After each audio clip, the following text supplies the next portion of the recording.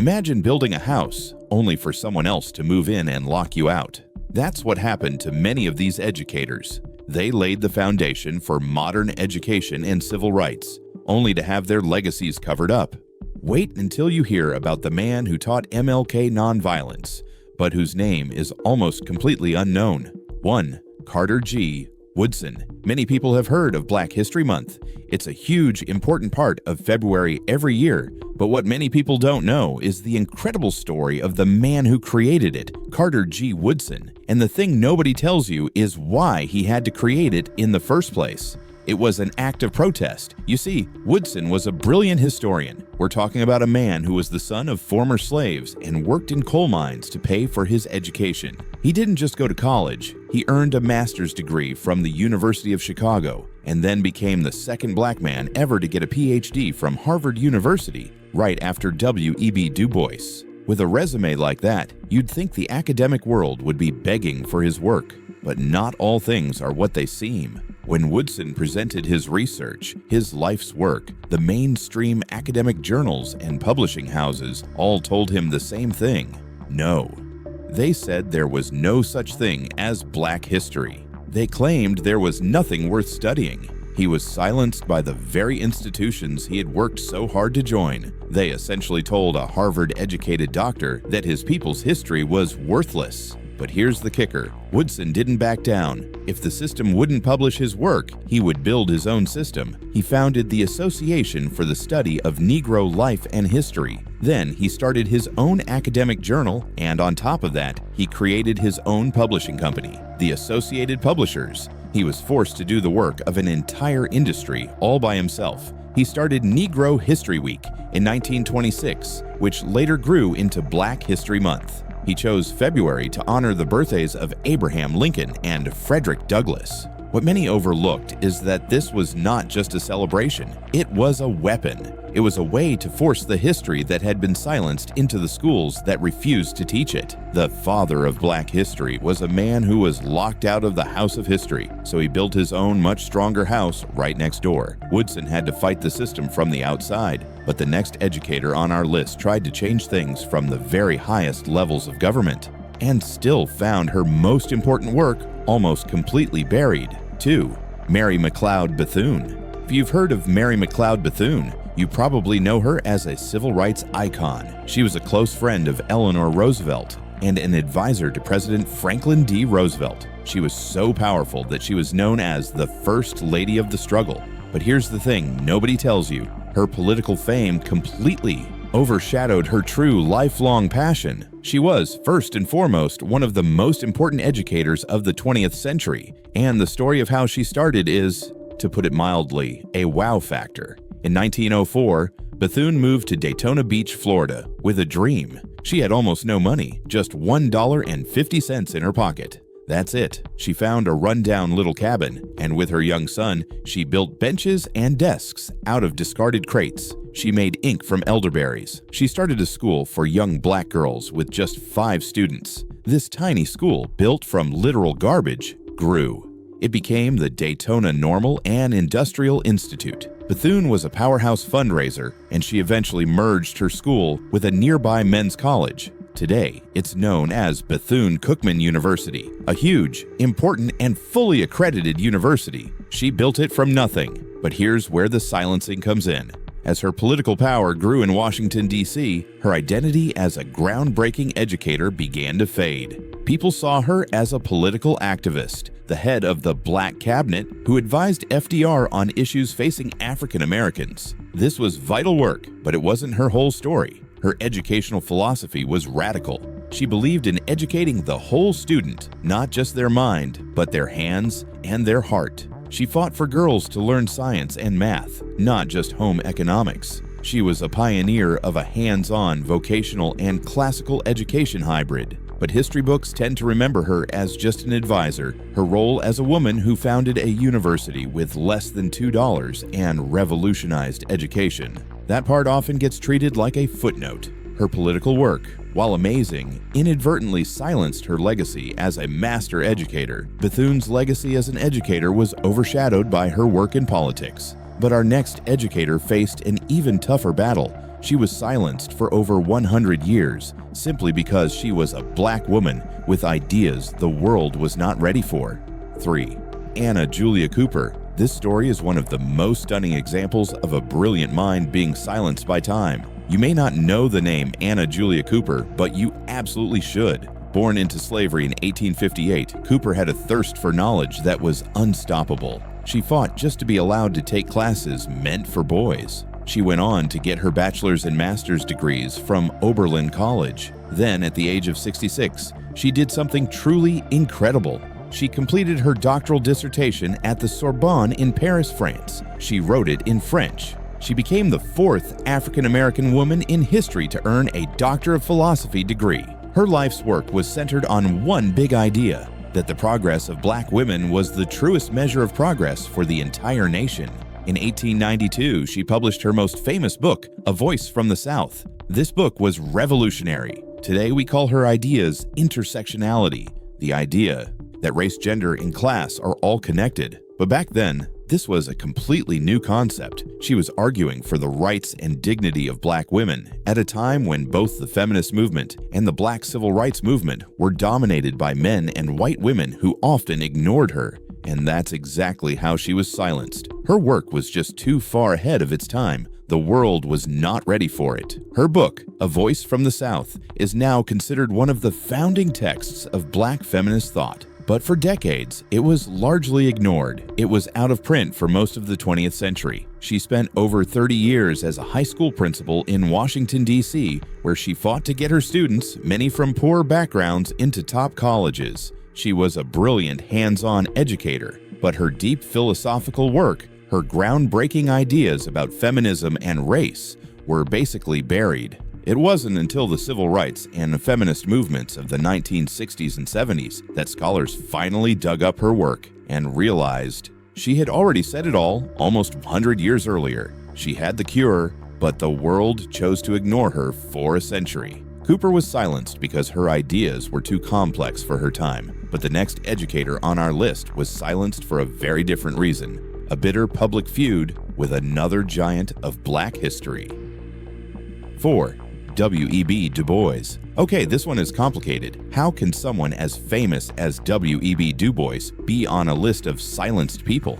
He co-founded the NAACP. His book, The Souls of Black Folk, is a classic. He's one of the most famous intellectuals in American history. But what many overlooked is that for a huge part of his career, his ideas about education were actively attacked and suppressed, not just by white critics, but by the most powerful black man in America. This was the Great Feud, W.E.B. Du Bois versus Booker T. Washington. It was a clash of titans over the future of the entire black race. Booker T. Washington, the head of the Tuskegee Institute, had a philosophy of accommodation. He argued that black people should focus on industrial education. That means learning trades, farming, and skills to get jobs and build economic power within the segregated system.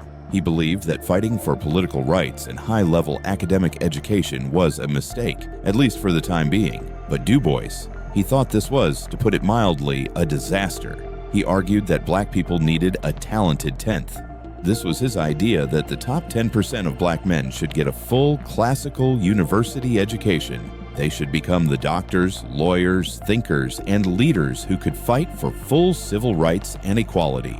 Du Bois believed Washington's plan was just training black people to be a permanent lower class. Here's where the silencing happened. Booker T. Washington was a power broker. He had the support of white presidents, wealthy industrialists like Andrew Carnegie, and a huge network of influence called the Tuskegee Machine. If you were a black school and you wanted funding, you had to support Washington's ideas. Du Bois, as an educator and sociologist at Atlanta University, found himself on the outside. Washington and his allies actively worked to cut funding from schools that followed Du Bois's talented 10th model. They pushed Du Bois's academic work to the margins. He was painted as a radical, an elitist, and a troublemaker. His educational philosophy, which argued for high-level learning, was suppressed for years because Washington held all the power and all the money. It was one of the most damaging intellectual battles in American history. Du Bois was silenced by a powerful rival, but our next educator was silenced by the government itself. She was fired and lost everything. all for teaching people the most basic skill of all. 5. Septima Clark. They called her the mother of the civil rights movement, and it's a title she truly earned. But here's the kicker. Her name was almost completely erased, overshadowed by the very men she trained, including Dr. Martin Luther King Jr. Septima Clark was a teacher in South Carolina for over 40 years. She wasn't just any teacher, she was an activist educator. She was part of the NAACP and fought for equal pay for black teachers, a fight she eventually won. But her activism came at a massive cost. In 1956, the state of South Carolina passed a law that was, to put it mildly, designed to stop the civil rights movement. The law made it illegal for any state or city employee, including teachers, to be a member of a civil rights organization. They were targeting the NAACP. Septima Clark was faced with an impossible choice: renounce her membership in the group or lose her job. She refused to back down. After 4 decades of service to the children of South Carolina, the state fired her, and as a final cruel blow, they also canceled her state pension. At 58 years old, she was left with no job and no retirement savings. She was silenced by the state, but this is where her story truly begins. Instead of retiring in defeat, she got to work. She took a new job at the Highlander Folk School in Tennessee, and there, she developed a program that would change the course of American history. It was called the Citizenship School. The thing nobody tells you is that in the 1950s, many southern states used literacy tests to stop black people from voting. These were impossible tests designed to make you fail. Clark's idea was simple but brilliant. She would teach black adults how to read and write, specifically so they could pass these tests and gain the right to vote. Her citizenship schools were a massive success. They spread all across the South. The program was eventually taken over by Dr. King's organization. And here's the final injustice. While her methods became the foundation of the movement's voter registration drives, her name was often left out. The men who led the marches became famous, but the woman who taught them how to build the movement was forgotten. She was the mother of the movement, but her legacy was nearly orphaned. Clark was fired for her political beliefs. Our next educator wasn't pushed out for politics, but for his ideas on art. He was the father of a huge movement, but was silenced by a curriculum that had no room for him. 6. Alain Locke. When you think of the Harlem Renaissance, you think of names like Langston Hughes or our future entries Zora, Neale, Hurston. But who was the architect of the movement? The man who pulled all these geniuses together and gave them a philosophy. That man was Alain Locke. Locke was an intellectual giant. In 1907, he became the very first African American to be named a Rhodes Scholar. That's the most prestigious academic award in the world. He went on to get his PhD in philosophy from Harvard. In 1912, he became a professor of philosophy at Howard University, one of the top black colleges in the nation. He was the father of the Harlem Renaissance. In 1925, he edited a special issue of a magazine called Survey Graphic, which was all about the new art, poetry, and writing coming out of Harlem. It was so popular, he turned it into a book called The New Negro. This book became the manifesto for the entire movement. He argued that black artists should look to their own African roots and experiences for inspiration, not just copy white European styles. But here is where he was silenced. Locke was a professor of philosophy. He wanted to teach about aesthetics, about the theory of art and beauty, and he wanted to include African and African American art in those discussions. But the world of philosophy in the 1920s and 30s was, to put it mildly, completely Eurocentric. It was all about Plato, Kant, and other white European men. Locke's attempts to put African art on the same level as the classics were dismissed. His colleagues, even some at Howard, saw his focus on Negro art as a distraction from real philosophy. He was essentially boxed in. The white academic world refused to take his philosophical ideas about aesthetics seriously. And even in the black community, his role as a philosopher was overshadowed by his role as a cultural critic and mentor. He was the father of the Harlem Renaissance, but he was never fully allowed to be the professor of philosophy he wanted to be. His groundbreaking ideas on art theory were silenced, pushed into the soft category of culture instead of the hard category of academic philosophy. Locke was silenced by a rigid Eurocentric curriculum. Our next educator, his own friend and colleague, was silenced in a much more brutal and public way. A devastating personal scandal. 7. Zora Neale Hurston. Zora Neale. Hurston was a force of nature. She was a brilliant anthropologist, a hilarious storyteller, and the author of the masterpiece, Their Eyes Were Watching God. She was a central star of the Harlem Renaissance, known for her loud, joyful personality and her refusal to be anything but herself. But her life ended in tragedy. She died in poverty and was buried in an unmarked grave. Her books were out of print for decades. Why? How does a genius like that just disappear?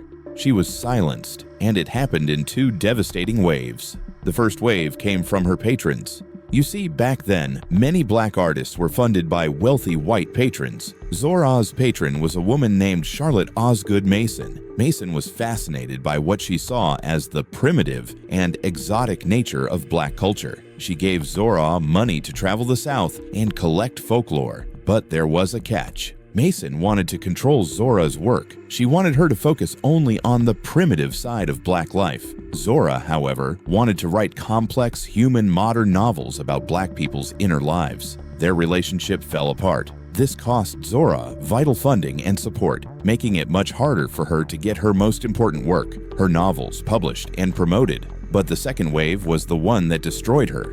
In 1948, Zora was at the height of her fame. Then, a shocking accusation was made against her. She was accused of a terrible crime involving a 10-year-old boy. It was a shocking, scandalous claim. Here's the truth. The entire thing was a lie. It was completely fabricated. In fact, Zora had proof that she was in Honduras, a different country, on the days the events supposedly happened. The case was thrown out of court. But it didn't matter. The press, especially the black press, which had often clashed with her bold opinions, ran wild with the story. The headlines were devastating. The scandal ruined her. Her reputation was shattered. Her community turned against her. Book deals dried up. She couldn't get teaching jobs. She was forced to work as a maid to survive. The woman who was one of America's greatest writers was silenced by a lie. Her work was only rediscovered decades later by the author Alice Walker, who literally had to find her unmarked grave. Hurston was silenced by a public scandal, but the next man on our list was silenced in a much quieter way.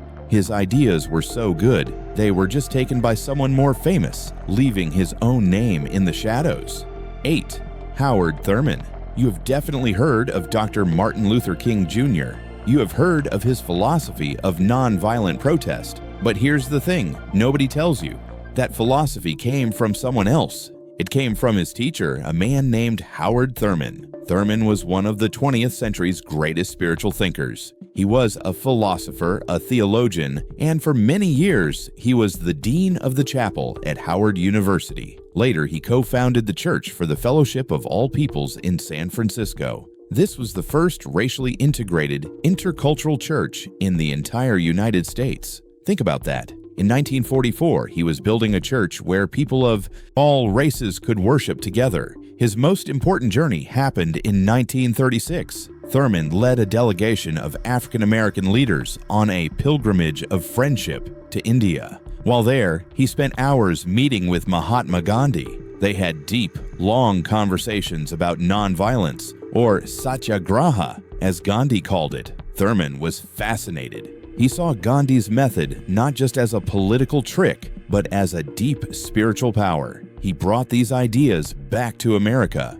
He began to write and teach that nonviolent resistance could be the weapon that Black Americans used to overcome segregation. His most famous book, Jesus and the Disinherited, published in 1949, laid out this entire philosophy. Now, who was listening to Thurman's sermons? Who was reading his books? A young student named Martin Luther King Jr. Dr. King famously carried his own worn-out copy of Jesus and the Disinherited with him everywhere he went. It was the foundation of his entire movement. And that is how Thurman was silenced. His own student, Dr. King, became the face of the philosophy. When the Montgomery bus boycott happened, it was King, not Thurman, who became the leader. Thurman's role as the intellectual godfather of the movement, the man who connected Gandhi's ideas to the black struggle, was almost completely buried. He was the educator, the philosopher, the source. But his legacy was overshadowed by the student who put his ideas into world-changing action. Thurman's legacy was overshadowed by his famous student. Our next educator was also a pioneer, but her work was buried by the shifting sands of history. Her legacy as a trailblazer, almost totally forgotten. 9. Charlotte Forton Grimké. When the smoke cleared from the Civil War, millions of black men, women, and children were, for the first time in their lives, legally free. But free is a complicated word. Free didn't mean equal, it didn't mean welcome, and it certainly didn't mean educated. Generations of enslavement had left a population deliberately kept in ignorance, as the ability to read and write was a direct threat to the slave system. In the immediate aftermath, an army of brave educators, many of them black women from the North, did the unthinkable. They went south, into the heart of the former Confederacy, to teach. They faced hostility, danger, and disease, all to bridge the chasm of illiteracy. And the most famous, most pioneering among them was Charlotte Forton, later Charlotte Forton Grimké. Charlotte's story is not one of rags to riches. It's one of riches to revolution. She was born in Philadelphia into one of the wealthiest, most prominent black families in the entire country. Her grandfather, James Forton, was a Revolutionary War veteran and a wealthy abolitionist. Her family was the intellectual and activist elite. Charlotte herself was brilliant, receiving the finest education a woman of her time could, and was already a published poet and writer, mingling with famous abolitionists like William Lloyd Garrison and John Greenleaf Whittier. She could have lived a life of comfort, writing poetry in safe, comfortable parlors in the North. But in 1862, while the Civil War was still raging, she did something incredibly brave. She volunteered for a radical social program known as the Port Royal Experiment. She sailed to the Sea Islands just off the coast of South Carolina. This area had been seized by the Union Army early in the war, and the white plantation owners had fled, leaving behind thousands of formerly enslaved people. For the first time, these 10,000 men and women were working their own land, earning their own wages, and building their own communities. The experiment was a test. Could a free black society function? Or, as the slave owners claimed, would it collapse into chaos? Education was the key. Charlotte Forton arrived as one of the very first black teachers in this new experiment. She taught in squalor, in old plantation buildings, facing down disease and the ever-present threat of Confederate raiders. She taught children who had never held a book, and adults who craved literacy as a sign of their new freedom. Her journals detailed the profound hunger for knowledge of men and women studying their letters by moonlight after a full day of field work. But she wasn't just teaching the alphabet. She was teaching something far more revolutionary. She was teaching self-respect in a move that was over 60 years ahead of its time, decades before Carter G. Woodson would even conceive of Black History Month. Charlotte taught her students about black heroes. She told them the story of Toussaint Louverture, the leader of the Haitian Revolution who had defeated Napoleon's armies. She was proving, in real time, that black children were just as intelligent and capable as white children. A truly radical idea for the 1860s. She was decolonizing the curriculum before the word even existed. So why is her name not famous? Why isn't she taught alongside Horace Mann as a pioneer of American education? Because after the Civil War, the Reconstruction era, this brief, shining moment of progress, was murdered. The political will in the North to fund these schools and protect these new citizens dried up. The Compromise of 1877 saw federal troops pulled out of the South, and the old power structures the former Confederates came roaring back. The story of these brave teachers who built the first ever system of public education for black people in the South was systematically buried. It was an uncomfortable part of history that white supremacy needed to forget. The schools were burned, the teachers threatened, and the progress was rolled back by the terror of the cake and the legal chains of Jim Crow. Charlotte's role as a trailblazing educator was lost to time. Her detailed, brilliant journals were eventually rediscovered, but history gave her a new, safer label. She is remembered as a diarist, a passive observer who wrote things down, not as the revolutionary educator she truly was. Grimké's legacy was buried by history. Our final educator was silenced by something just as powerful, a system that told her, you can get the degree, but you can never have the job. 10. Sadie Tanner Mossell Alexander. In 1921, Sadie Tanner Mossell Alexander did the impossible. She walked across the stage at the University of Pennsylvania and became the first African-American woman in the history of the United States to earn a PhD in economics. Think about that. Not the first at her school, not the first in her state, the first in the entire country. This was the era of Jim Crow, of segregation, of lynchings, and of a resurgent Ku Klux Klan. This was a time when most women of any race were denied access to higher education, let alone its highest echelons. And Sadie Tanner Mossell Alexander, a black woman, had conquered the summit of a field dominated entirely by white men. Her dissertation wasn't just a requirement, it was a groundbreaking piece of work. It was titled The Standard of Living Among 100 Negro Migrant Families in Philadelphia. She was doing cutting-edge economic and sociological analysis on the Great Migration as it was happening. She was using hard data to study the economic lives of black families fleeing the South, a topic of massive national importance. She was a top-tier economist with the best degree you could get. The academic world should have been her oyster, but here's the thing, it wasn't. After she graduated, she looked for a job. She was Dr. Sadie Tanner Mossell Alexander, Doctor of Economics, and not a single white-led company, university, or economic institute in her field would hire her.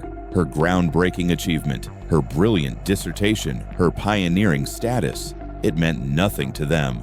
Her race and her gender formed a wall she could not break through. This wasn't just an accident. It was a total systemic and deliberate silencing. She was an economist who was not allowed to be an economist. So what did she do? She gave up on the field she had mastered. She had to. She found work as an actuary for the black-owned North Carolina Mutual Life Insurance Company. It was a good job, a respectable job, but it was not the academic or economic policy career she had trained for. She was so brilliant that after a few years, she decided to change careers entirely. She went back to school. In 1927, she became the first black woman to graduate from the University of Pennsylvania's law school, the same school her father had been the first black man to graduate from. She then became the first black woman to pass the bar in Pennsylvania. She became a lawyer because the field of economics, the field in which she was a national pioneer, had completely and totally shut her out. She went on to have an amazing barrier-breaking career as a lawyer and a civil rights advocate. She was appointed to a presidential committee on civil rights by Harry Truman. She fought segregation and discrimination in the courts. But here is the tragedy we overlook. America lost a brilliant economist. We will never know what theories she might have developed. We will never know what policies she might have created. She, who had studied the economic lives of black families in the 1920s, was silenced just before the Great Depression devastated those very communities. What insights did we lose? What solutions did we miss? She was silenced by a horrible system that saw her PhD as a piece of paper, but not as a qualification.